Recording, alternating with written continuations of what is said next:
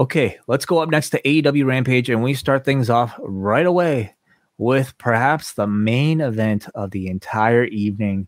It is the All-Atlantic City Dream match between Orange Cassidy and Katsuyori Shibata in his first, I'd say, actual promoted full-on match. I know it's a bit of a mouthful, but if there are a lot of caveats to the man's returns. Only his second match this year. The first one, of course, being in Wrestle Kingdom against Ren Narita. And I believe they mentioned his first match in U.S. soil in 6 years.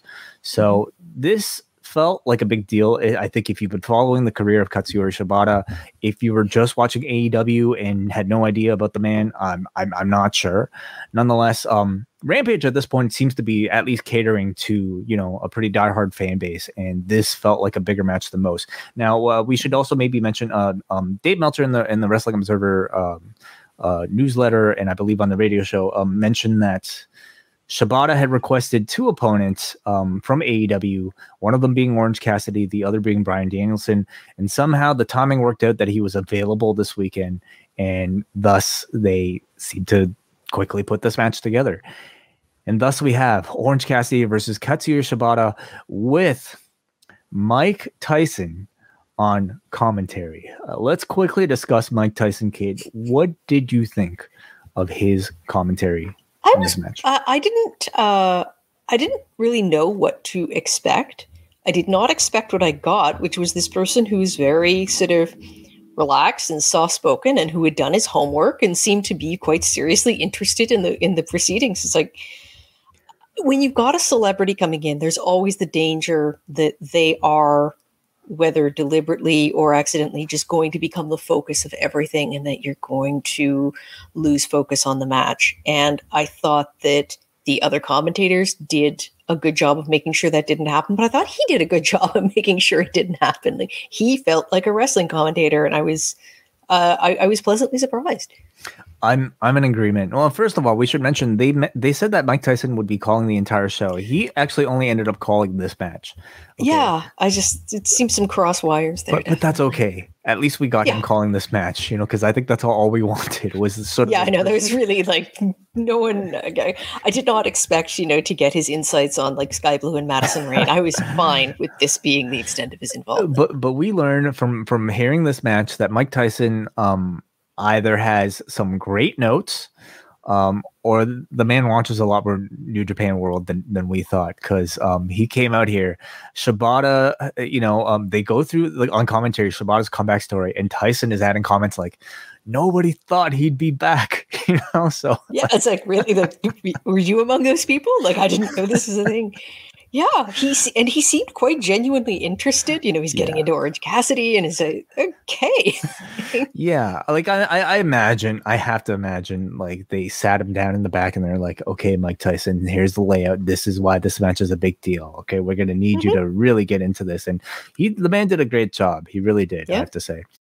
We get a big orange punch from Cassidy, but Shibata does not go down. Shibata then looks for the PK, but Orange Cassidy counters with one final orange punch, picking up the win in about 15 minutes. Tyson says, "What an outstanding match. Legendary. One for the history books." What did you think, Kate? I pretty much agree. I loved this match. I thought that it was, moments of terror aside, just... I thought it was tremendously entertaining. I loved how they incorporated the comedy elements and the much more hard-hitting elements. I really liked the fact that, Shibata kind of making fun of Orange Cassidy by mimicking his soft style got Cassidy really angry. That's, he got his back up, and I thought that his facial reactions were really good there. I thought the physical change in him was very well sold.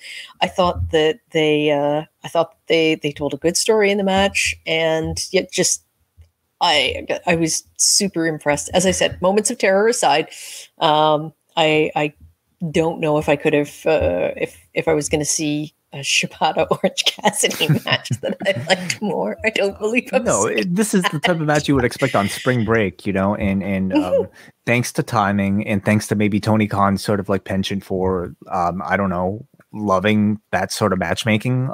We got it on TV in one of the top Rampage matches of the entire year. Top AEW matches, I would go as far as to say, of the entire year. Yeah.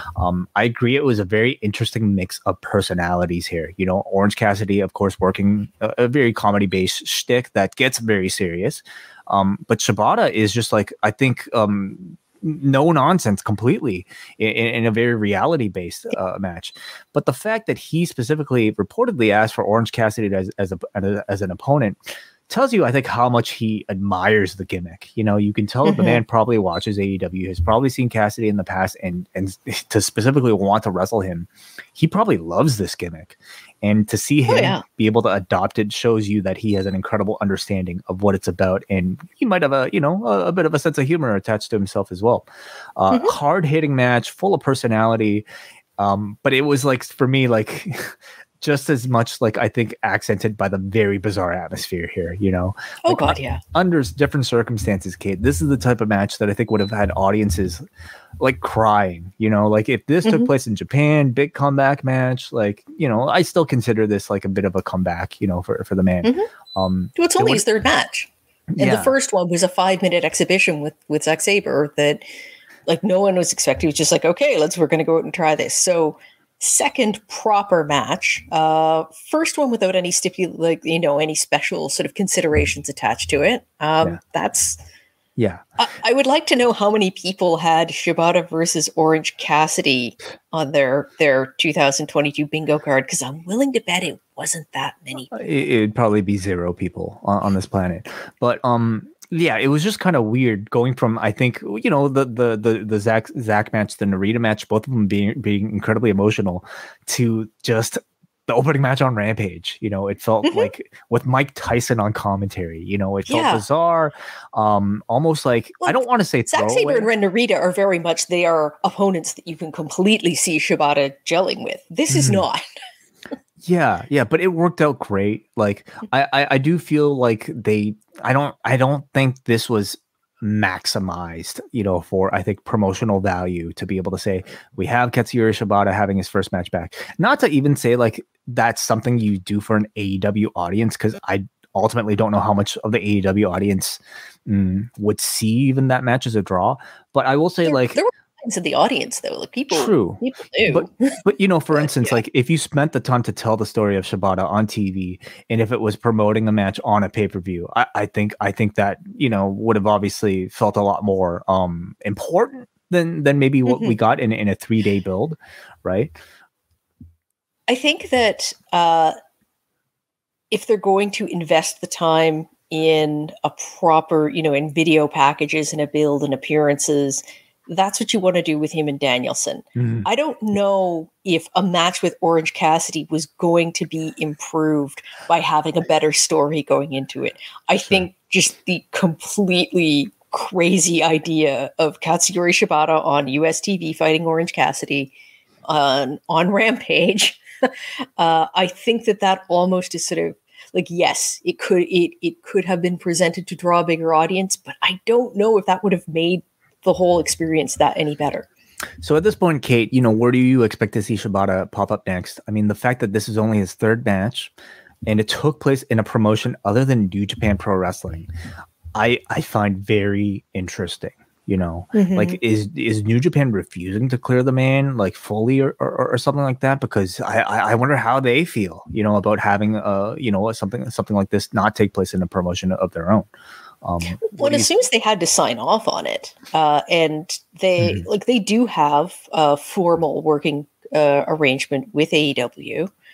I'm not and Rocky sure, was of course even there, you know, as part of and so clearly it does surprise me, because if I'm New Japan, I very much want to hold on to that you know, first big, real, like, full-on match back for Shibata, that they would just give that away to a partner. I mean, maybe I was going to say maybe they think that the Japanese audiences wouldn't see it, but of course it's going to be on New Japan World, so their fans are going to have access to it.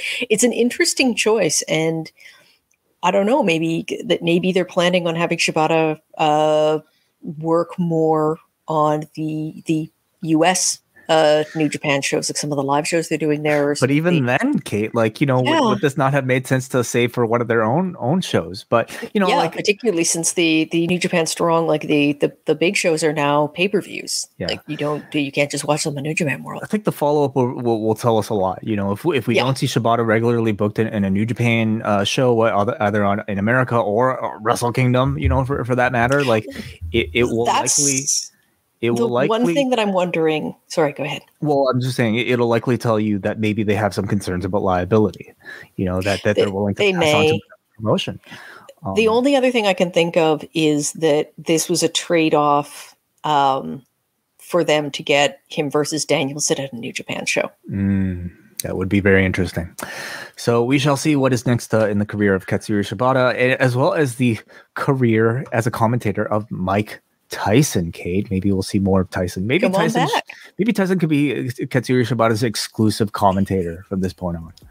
I'm down with that. Sure. He did a great job.